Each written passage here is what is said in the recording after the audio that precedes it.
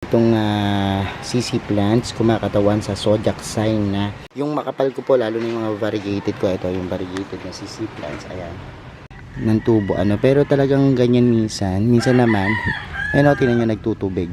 Yun yung problema ito nga kita nyo nanggaling to sa leaf propagations. Hello everyone, this is Sir Misunao Mini Dino Park and Eco Garden, and welcome back sa ating YouTube channel. And for today's video, may kukumustahin tayong halaman at yung mga halaman ko na to sobrang nag-struggle nitong mga nakakaraang panahon, lalo na nung nagsimulang pumatak yung ulan. Ano kayang halaman yan malalaman nyo sa ating pagbalik. Kaya kung ready na kayo mga ka-MDP, tutok lang po.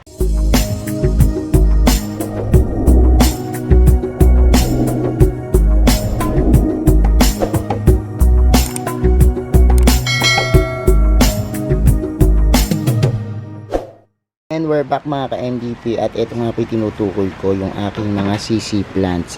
Kasi itong mga CC plants ko ay sobrang paborito ko yan, dahil sabi nila itong CC plants kumakatawan sa zodiac sign na Aries, and ako April yung birthday ko. So ang aking plants para sa zodiac sign na Aries ay ito pong CC plant. Pero ano ba nangyari sa mga CC plants ko pakita ko sa inyo. Yan po yung nangyari dun sa aking mga CC plants. Ayan na lang po ito yung aking black CC plants na Raven. Sinilong ko po dito yung aking mga CC plants. Kung matandaan nyo, nandoon po yan yung aking mga CC plants, pero nagkandalusaw-lusaw sila sa tag-ulan at yung makapal ko po, lalo na yung mga variegated ko. Ito yung variegated na CC plants, ayan, yan na lang po yung natira look. Pero nagulat ako, ang bilis nilang lumaki. Ito yung mga bagong sulo yan kasi sabi ko nalulusaw na yung mga CC plants ko, baka wala na ako matira. So ang nangyari sa kanya is yan, buti tinubuan, kasi ipinasok ko sila dito sa merong bubong na area, kasi doon sa pwesto nila lulusaw. Pero sabi ko naman before, kasi meron ako mga CC plants na green kaya lang yung CC plants ko na green, katulad nito, ito CC plants ko na green to. Yan, tagal na sa akin yan. Ulanin arawin naman yan, hindi natutunaw pero nagulat ako, ayan kaya marami kayo nakikita dyang cat. Yan, cat, nagkakaroon sila ng ganito yan yung parang dilaw, tapos nagtutubig. So ibig sabihin pag naggaganyan, nag-overwater. Ayan po, katulad nitong isa na to tingnan yung pinaka-stem niya. Ayan yung pinaka-stem niya. Tapos pag yan ginanyan mo, ayan mamasa-masa, iyak mamasa-masa. So ayan, ibig sabihin po niyan, nakapag-develop ng fungus dahil po laging basa yung lupa niya. So ang aking unang ginawa is nilagay sila dito sa pwesto na hindi na uulanan yung safe sa ulan. Kasi kapag halimbawang iyan ay nagtuloy-tuloy, talaga pong maano yung inyong CC plants, parang kakaunti, umunti. Yung isa kong ganito namatay, kapal nito before pero ito ngayon sana magtuloy-tuloy yung buhay niya yung ating mga CC plants. Pero ito variegated, pero tingnan nyo, parang hindi ko alam kung magva-variegate pa yan. Sana mag-variegate para umano. So ito yung ating mga CC plants na variegated, yan na lang natira. Sana magtuloy-tuloy yung paglaki niya and nakapag-propagate naman ako nitong ating Raven. Yung Raven kasi green lang siya, tapos eventually parang nagiging parang black pag tumatagal.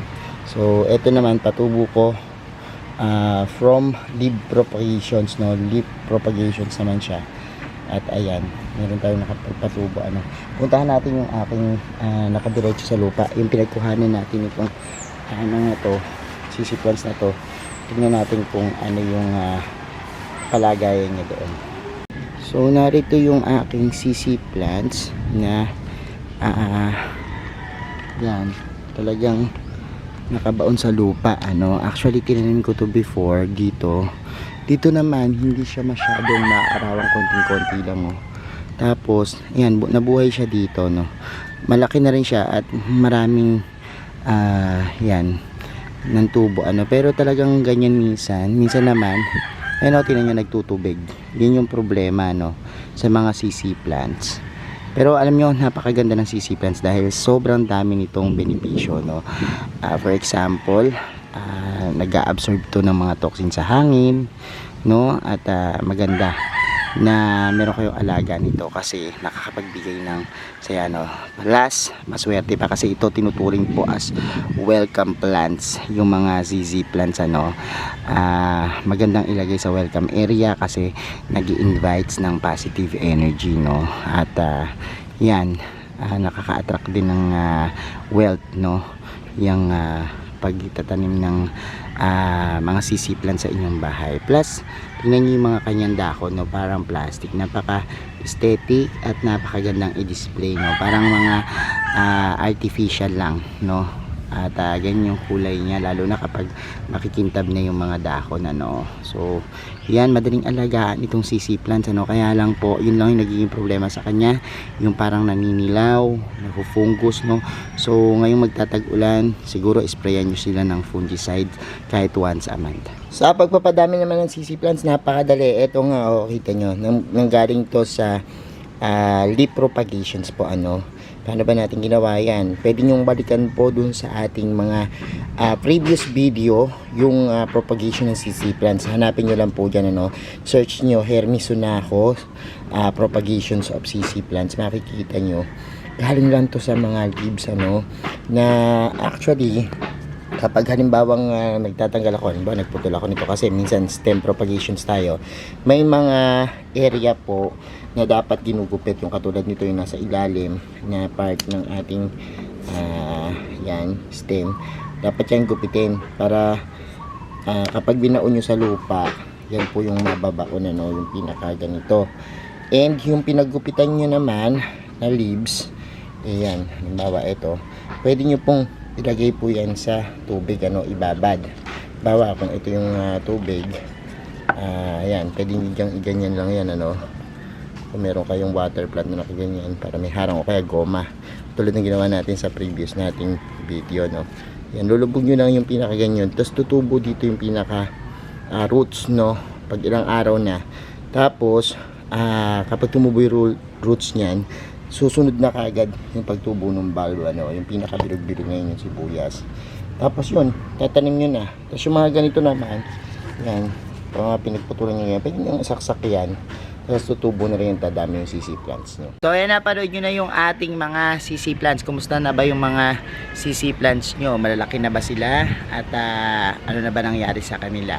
Nakapag-propagate na rin ba kayo? Ayan, comment nyo lang po dyan sa ating comment box yung inyong mga sagot ano. Sa mga hindi pa po nagsasubscribe sa ating YouTube channel, kung bet na bet nyo po yung ganitong usapan, plants and gardening, mag-subscribe na po kayo no?